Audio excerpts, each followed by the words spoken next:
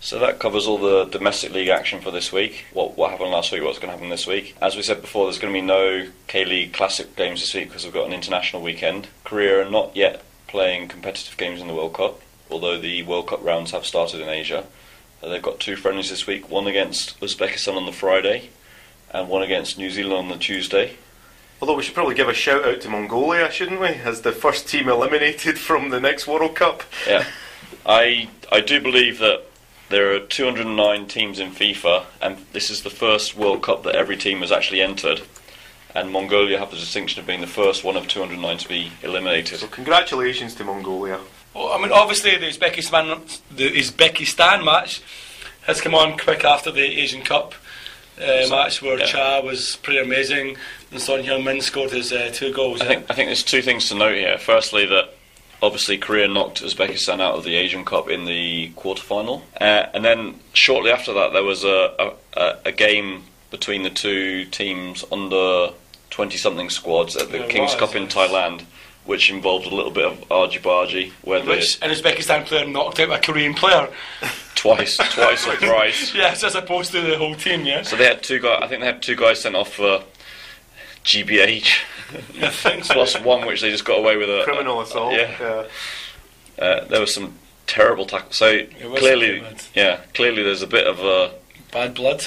Potentially a bit of bad blood in this game going for this Friday. So. Unfortunately, on Friday night I'll be in the British Embassy enjoying a British beer, a bottle of Crabbies or something like that. But I assume you 2 will be watching on TV somewhere. I'll be watching on TV. Yeah, I'll have my picture of Cass, and you'll be texting me religiously every time Korea score another goal. Yes. So expect up to 1 text. You're that confident? Or will we up to? I did say up to. Will we text when Uzbekistan score as well? Yeah. I should say the interesting thing will be see whether Server Jeparov scores the same goal again. Actually, it will be really interesting to see if he gets the captaincy again.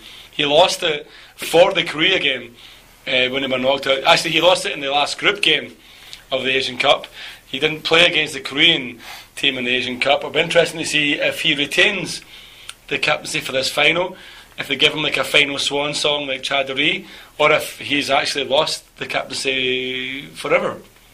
Yeah, I haven't seen the Uzbekistan squad. I saw the New Zealand squad, and they've picked a bunch of guys who've basically never played for them before. I think, the average in that New Zealand squad, they've got 2 or 3 caps probably on average. Yeah. There's very few of them. There's about 10 of them never played before at all for the national team, wasn't it? And that was one of the things looking at, Uli Stielik has picked a squad that he could have picked that squad for any match. And you think maybe this was the chance to try a few guys, to experiment, to put 1 or 2 people in there who've not played before, and he's kind of picked a lot of the same faces again. That was a bit disappointing for me. Maybe the only one you can maybe say, I guess, I think Yoon Suk Young from QPR. I mean, I don't think he made the Asian Cup. If he did, please. No, I believe he was injured at the time. I believe he was injured. Yeah. I mean the only debutant. Oh, there's 2 debutants, but I think there's a guy from Chonbuk, EJ Sung. And then there's a guy from Suwon, Kim Un-sun. Both midfielders. Probably both not actually going to get on the field, you would imagine. You would think so, when you look at the other guys, it looks like he's going to pick a kind of a pretty tried and trusted team. Yeah, I mean, one of the other things as well is he's only picked 2 forwards for the squad. He's picked Ji Dong-won, he's picked Lee Jung-hyup, and that's it. I mean, but the thing is, we have Song Hyung-min, we have Kuja Cho, who knows where they play, yeah? I mean, they kind of seem to be the kind of. I mean, Son himself seems to be the kind of poster boy who scored a few goals in the Asian Cup. Personally, I have to agree with you, Stevie. I think it's a team that probably picked itself mostly.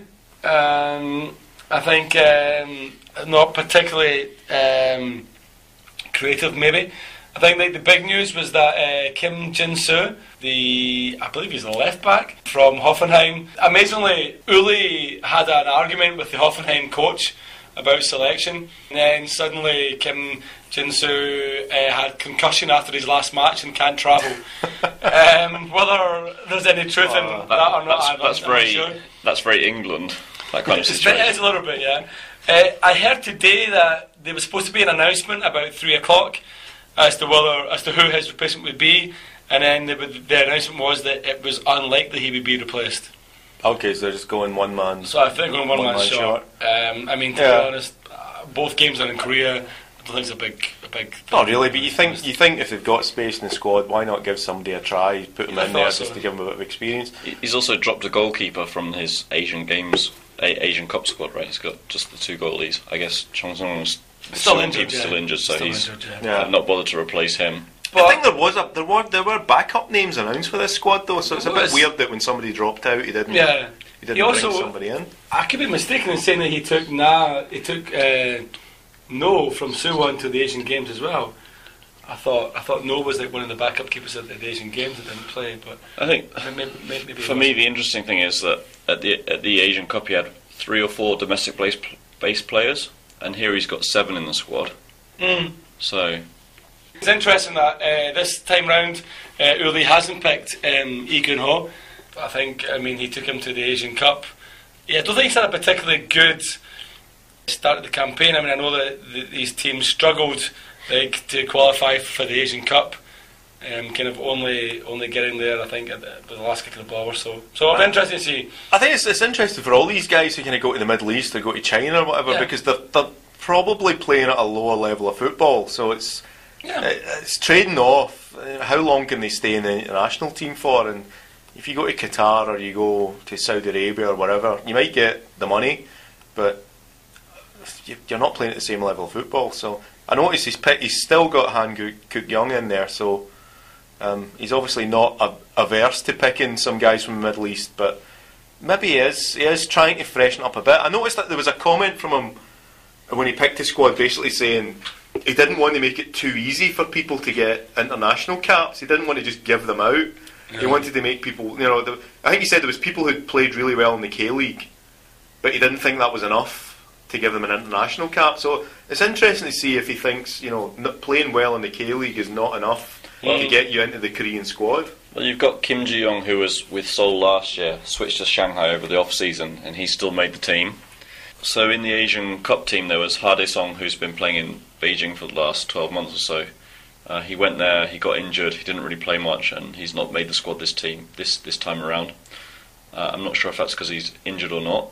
I guess also it's interesting that Ji Dong-won is back in the squad. I think he was injured for the Asian Cup, I believe, or he was in that whole strange transfer between Dortmund and Augsburg, that whole loan thing and the transfer that's never been finalised. But yeah, G's one of the guys he's brought back into the squad.